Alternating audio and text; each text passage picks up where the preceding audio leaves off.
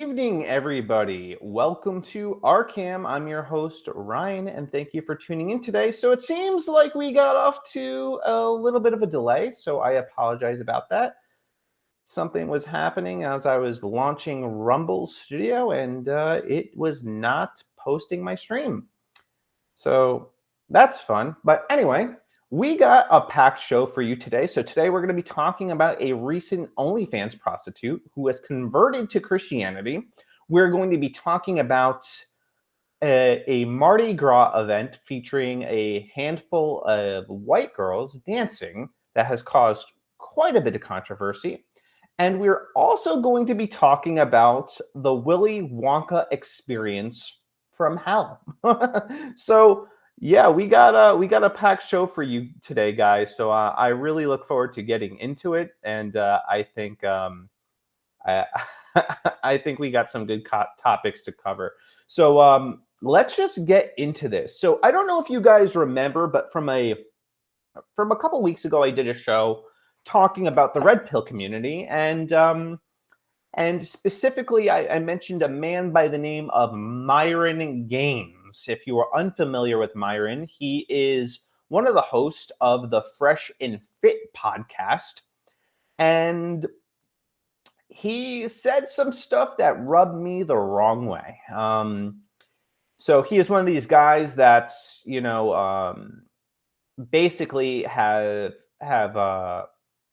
this defeatist mindset, and he advocates for sleeping with at least 50 women before you get married, and among other degenerate behavior.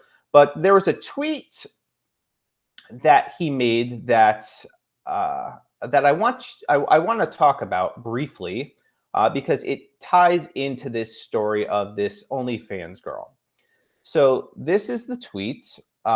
So Myron says, Jesus can't save these hoes, and neither can you. You tradcons need to realize feminism is here to stay, and it isn't going anywhere. Adapt to the new normal or keep getting married by the church and destroyed by the state.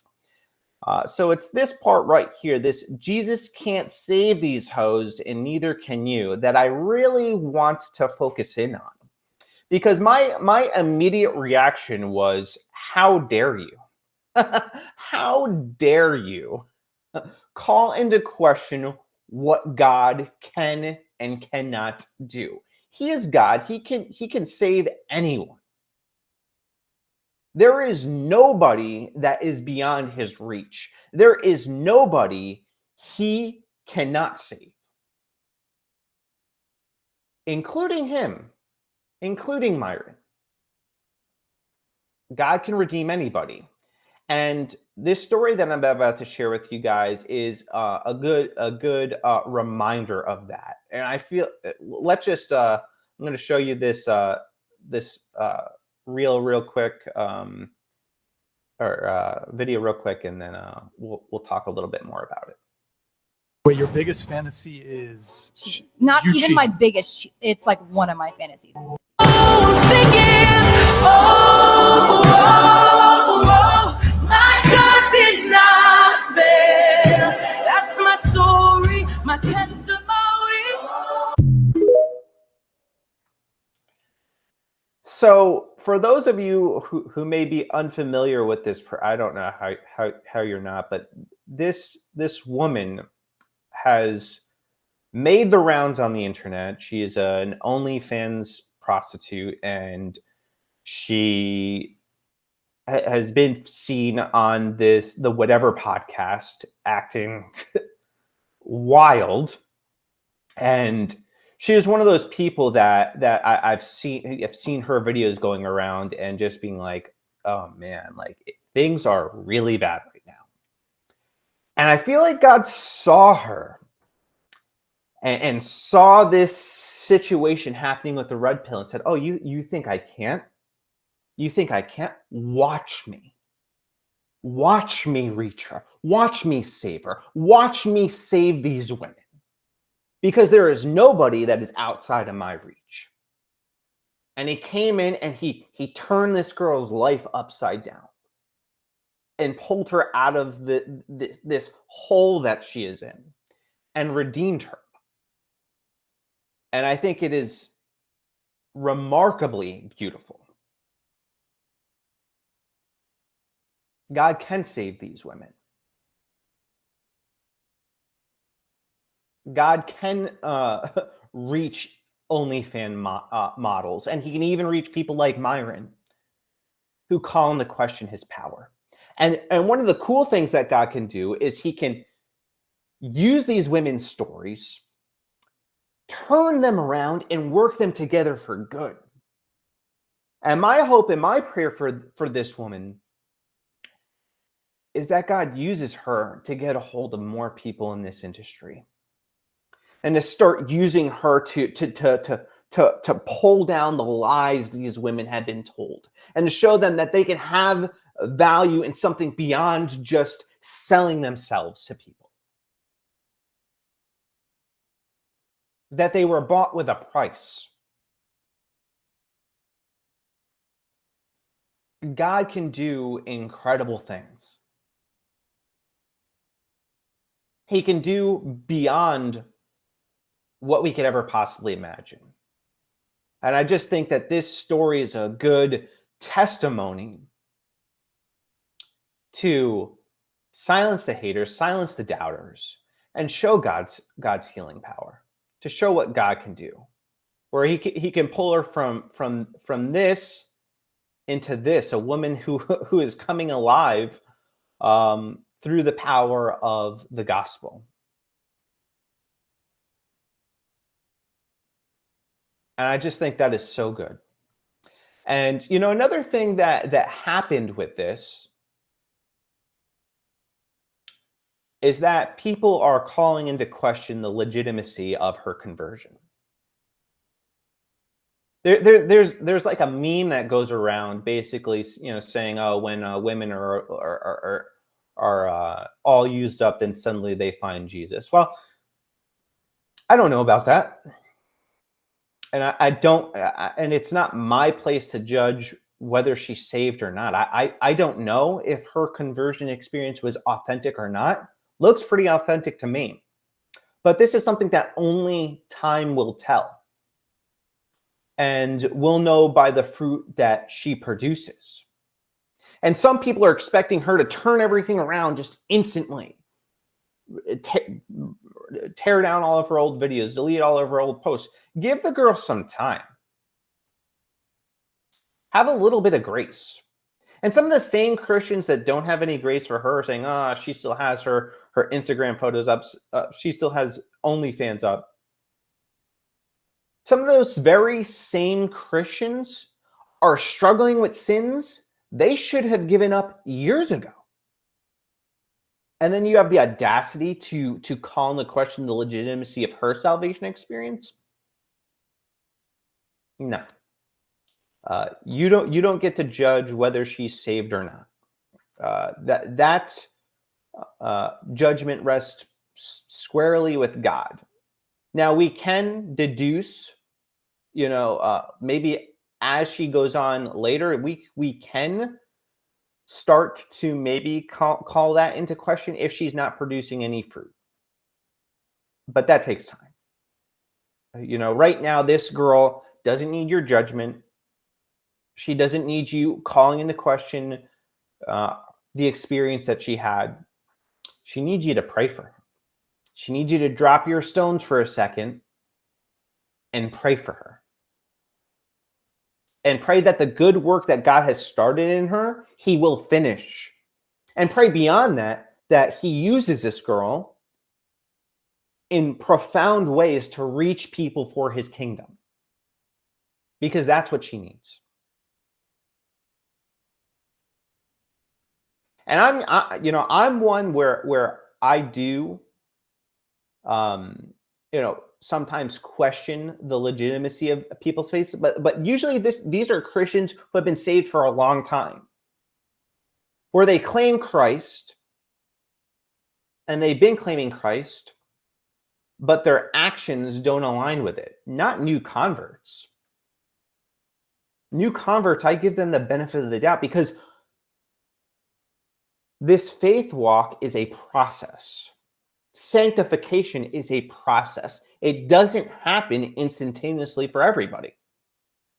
Even for me, I had a radical conversion experience, but it took some time for God to polish the edges,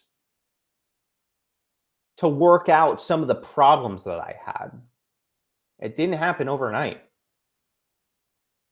And I suspect it won't be the same for her. Also, one thing, that a lot of people say is like that it completely erases her past. Now, in the eyes of the Lord, he forgets her sin. Everything that she's done, her slate is wiped clean. However, she still has to live with the things that she has done. There will still be consequences for her in this world. And unfortunately, she's not going to be able to escape them. She's going to have to live with them. People will use her past against her. I'm not saying they should, but I'm saying that's just the reality. There will be men that don't want to be with her because of her history. That's just a fact, that it is what it is. But God doesn't hold this against her, and neither should Christians. We should see her as the new creation that she is and continue to pray for her and just watch what God does.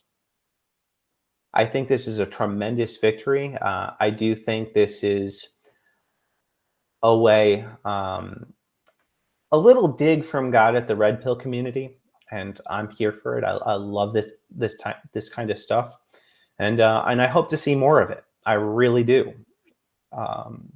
These are my favorite stories. These are the stories that get me excited. These are the stories that give me hope.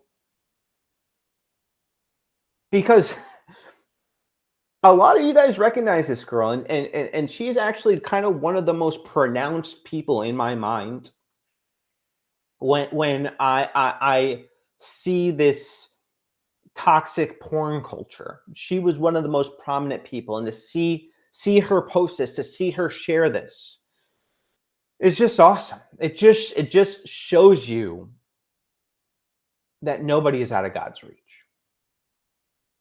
And I think that is incredible. So there's another story I want to talk about. So I'm going to play you a video clip, and we're going to get into briefly the controversy surrounding this video clip. It's not the main reason I want to play it. I have other motives, but I'm going to share this video. We'll get into it, and I'm not going to play out the whole thing because it's like 3 minutes. And ain't nobody got time for that. All right. When Twitter decides to load. Come on, Twitter. It was playing before.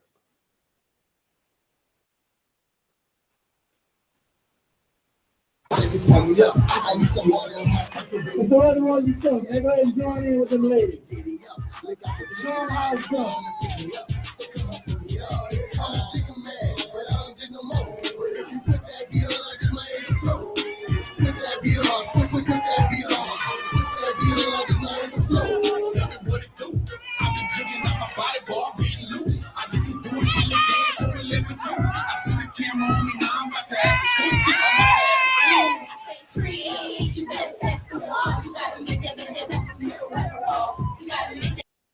All right.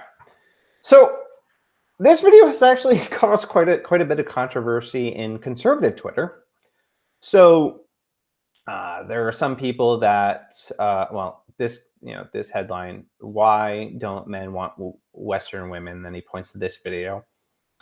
I'm not going to say that I'm crazy about everything in the video. Like, I do think some of the dancing is inappropriate. Call me a prude, whatever. I don't care. I do think some of it's inappropriate. I certainly wouldn't want my daughter attending a Mardi Gras event and dancing the way some of these women are dancing. I'm not saying all of them. Some of them a little inappropriate. And there are some people that don't see anything wrong with this at all. Just some girls having fun, letting loose. And we could talk about that. We can get into this, but I don't really want to, because there's another controversy in this video that nobody's talking about. And I'm going to talk about it. So to the untrained eye, you may have missed this. So I'm going to show it to you. We're going to just play it briefly again and tell me what you notice. So everyone you see, everybody join in with them ladies.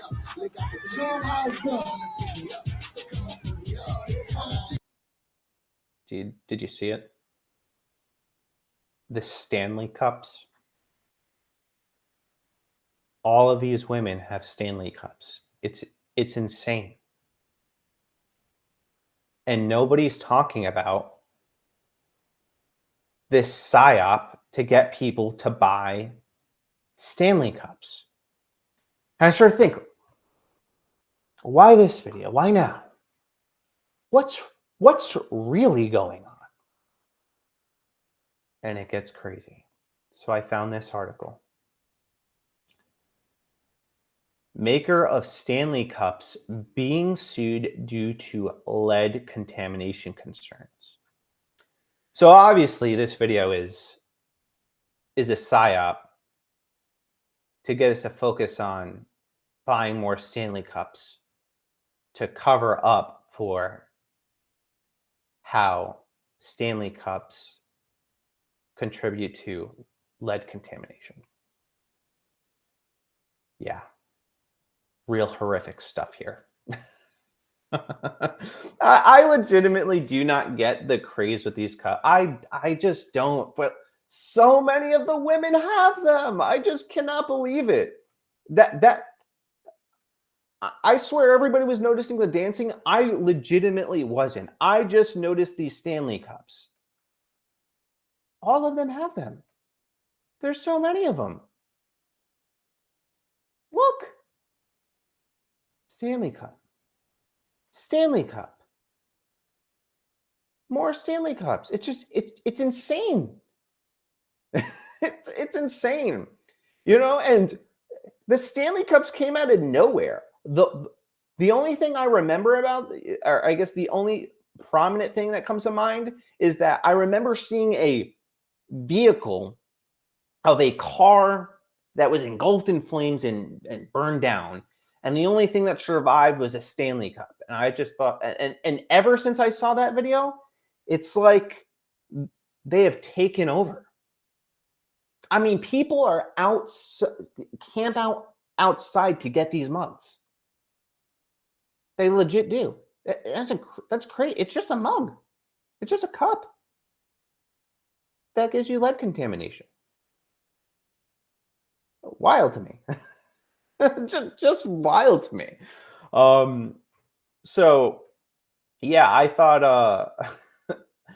I thought this whole controversy honestly was really a big nothing burger. I don't think it's that big of a deal. Cringy, little inappropriate, yeah, but pretty innocuous for the most part. We got bigger problems. This is not something that I want to spend a whole lot of time about. But there is something related to this that I want to talk about. So I don't know how many of you are familiar with Allie Beth Stuckey. I really like her. I know there are some people, at least that I'm connected with on Twitter, that are not particularly fond of her. But I think Allie Stuckey has been a net positive for conservatism. She's somebody that's had a positive influence on my wife. I've listened to some of her content. I do think she's great. And she had a video clip making the rounds that I want to show you. And we'll get into this because we're going to talk a little bit about the trad life movement, and yeah. So let's just play this clip. All right, here we go. The trend of being a trad wife or having a trad life on social media, which is really less about traditional or biblical values and a lot more about aesthetics. And obviously there's nothing wrong with living on a farm and making your own sourdough and homesteading and all of those wonderful things. But because this has become a trend on TikTok and a trend on social media, unfortunately, some people have made the mistake of conflating that so-called trad life and being a trad wife with being a biblical wife or a biblical mom or having a biblical life. While homesteading and all of that is wonderful, it's great. Motherhood for the Christian is obviously much more than a social media trend. It's not just something that you cosplay, put a costume on and play and pretend.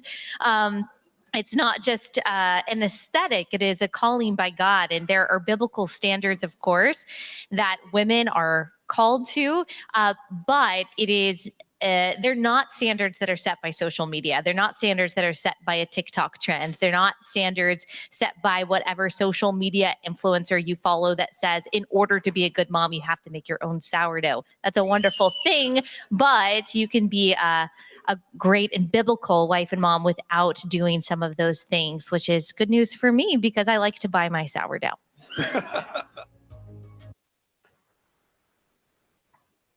Now, this clip was not well received by a handful of people, and some people I actually really respect.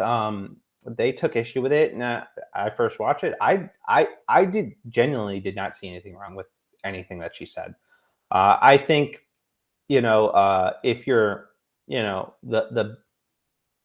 if you just take what she said at face value, it doesn't seem like she has a problem with the trad movement in general. She has a problem with people who are basically pretending to be trad, but don't actually have any biblical values.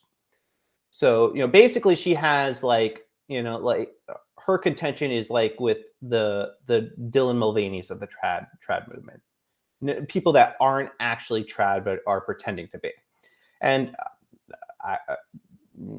that's legitimate, and we've seen some of these videos. I've seen these videos with girls in traditional dresses, but kind of their cleavage is hanging out, probably not really traditional at all, probably not really appropriate, so that I can see that perspective. I also took some time and actually heard out some of the arguments from the other side, and the contention that I notice is that this is actually that this seems to be a criticism on the actual movement, which I would argue is a good thing. So the trad wife movement is a good movement. It really is. Now you'll get some with every movement. You'll get some bad actors, and I think we pretty much need to ignore them. I actually think Allie probably would have been better off ignoring them, but maybe she thinks,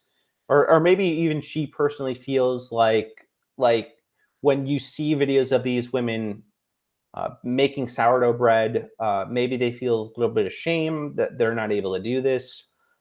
I'm not really sure, but I actually never heard anyone in the any trad women actually shame women for not being able to make sourdough bread. They're just doing it themselves.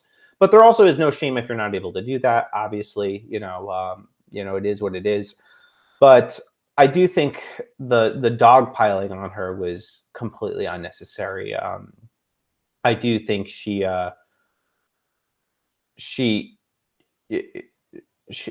not trashing the actual movement, but pretty much just the bad actors. I do think, would have helped to clarify, or maybe a little bit of further clarification, although she kind of does that. She says there's nothing wrong with homemaking, nothing wrong with making sourdough bread. She's specifically talking to the people that are just pretending, that don't take it seriously. And to be traditional is also to be biblical. And I think that's a net positive. It's really the only counter that we have to feminism right now. And it's a good trend. And I think if we're going to criticize it, we have to be very specific. And we have to use very specific examples. Because what we don't want to do is lump all the good, trad women who are actually biblical, these homemakers, in with the few bad actors. We don't want to make that mistake, because this is a really good movement, and any movement on social media that is getting women to be more traditional and to embrace biblical motherhood and to embrace taking care of their home and taking care of their husband, that's a good thing. That is really good. So I think we do need to be very specific. And if she had made an error, maybe it's that, not being a little bit more specific. But I do think she was kind of unfairly treated. People just reading things that she's not saying at all. And I really respect Allie. I respect the work that she does. You know, obviously she's not a stay-at-home mom. She's a working mom. And, you know, I think we got to kind of recognize the culture that we're in. Some women are going to work. You know, in an ideal situation, women wouldn't have to work. It'd be a completely optional thing. But we don't live in an ideal world right now. You know, it is what it is. You know, so maybe this was a message some women need to hear, because maybe they feel guilty that they can't make their husband sourdough bread because they have to work 40 hours a week. You know? I know my wife, she talks about going, you know, making her own pasta. We just don't have the time for it, because that's not the reality of our life right now. You know, both of us work. We don't want to. We recognize the ideal is for her to stay at home full time, and we're working hard to get there. We haven't arrived yet, but we want to get there. And I do see the merits in homemaking, but I also do see the merits in maybe, you know, telling people it's okay if you're not there yet. it's okay if you buy your sourdough bread. That's fine. It's good. You know, it's fine. You know, this is the world that we live in. This is the world we have to contend with. Ain't no shame in that. So, yeah, I do think some of the criticisms were a little bit unfair, but I think Allie means well, and I do think let's give her some grace too. Speaking of grace, let's give her some grace, and that's all I have for kind of this topic. Now, this next topic is it's fun. It's honestly funny to me. So I don't know if probably not many of you have heard about this yet. So this is an advertisement for a Willy Wonka experience. I mean, this looks great. Indulge in a chocolate fantasy like never before. Capture the enchantment. And you're able to book, you know, for this Willy Wonka experience that has already happened before. So the art is pretty good. You know, the wording is pretty good. But this is also something that you need to look carefully at, because you will be able to identify that some of these images have the trademark of AI. I'm almost confident they used Bing Image Creator to make these. And let me see where it's a little bit more pronounced. All right, yeah. So like here, a little weird. You can see that this isn't legitimate artwork. This guy isn't even in like the traditional purple Willy Wonka garb. So this event, although looks amazing, did not exceed expectations. So this is what you would expect with this event. So this is an event that I'm going to show you this video of Mr. Beast of his Willy Wonka experience. So this is what you would expect if you saw. Welcome to my recreation of Willy Wonka's Chocolate Factory. Follow me. Come down the road. What's up, boys? How's the candy doing today? Probably can't hear them. The river's loud. This is just a small part of the factory. I wanted to give you guys a sneak peek. My video in a couple weeks is going to be insane. Welcome to my recreation. So that video is actually incredible. I mean, he went all out in his recreation of the chocolate factory. Like, he had a functional boat on that river. So amazing. So he did a fantastic job. However, this Willy Wonka experience was not that. So you weren't getting the real Willy Wonka experience. You were getting the Walmart brand of Willy Wonka experiences. So we're gonna play this clip. We're gonna get a little bit into the story. Man. All right.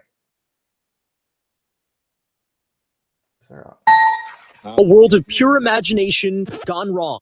My name is Willy Wonka. Riding the popularity of the hit movie Wonka, a new event in Glasgow, Willy's Chocolate Experience. AI-generated images promising a whimsical day for kids, with an enchanting garden, live performances, and character appearances, including Oompa Loompas, all for about $45. Instead, a near-empty warehouse, a bouncy castle with wooden tables set up, some janky props of candy, reports of kids crying. You paid money. There's children here. Our partners at Sky interviewing one actor who played Willy Wonka and described the event as a place where dreams went to die. Scottish police even got called to the scene. The event's organizer, Billy Cowell, claiming the issue is a holographic paper that didn't come in time. His company, House of Illuminati, apologizing and claiming on Facebook that they've refunded more than 800 people. But numerous people in a growing Facebook group talking about the event say they haven't gotten their money back yet. The event venue telling NBC News they'll offer their place free of charge, saying the event hosts, quote, either have no regards for the families and young children they have disappointed or are too embarrassed to comment. So oh man, some of these images are, I mean, I guess some of the decor is good, but definitely not lining up with, imagine seeing this and then showing up and getting this. What? I've been to church events that go harder than this. You know, I've seen more low budget things better than this vacant warehouse with a bouncy house. There's another clip I want to show you because it's just wild to me that they thought this was a good idea. Oh my God. What is that? It's the end.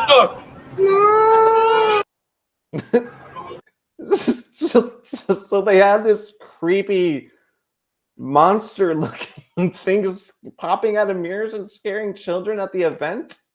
Yeah, no wonder they were crying. You invited them to an event that's going to give them nightmares. Like, this ain't Halloween. This isn't a haunted house. This is supposed to be the Willy Wonka experience. And yet they're scaring kids. So this tweet writes, cops called, kids crying in terror, all in an abandoned warehouse. This is the organic esoteric horror we've been missing for ages. A pure lust for chaos no multi-million-dollar business could recreate. Yeah. This reminds me of like buying something on Wish, where you have your expectations of the product that you want, and then you just get like some cheap, poor knockoff. This is the Wish version of a Willy Wonka experience, but it gets worse.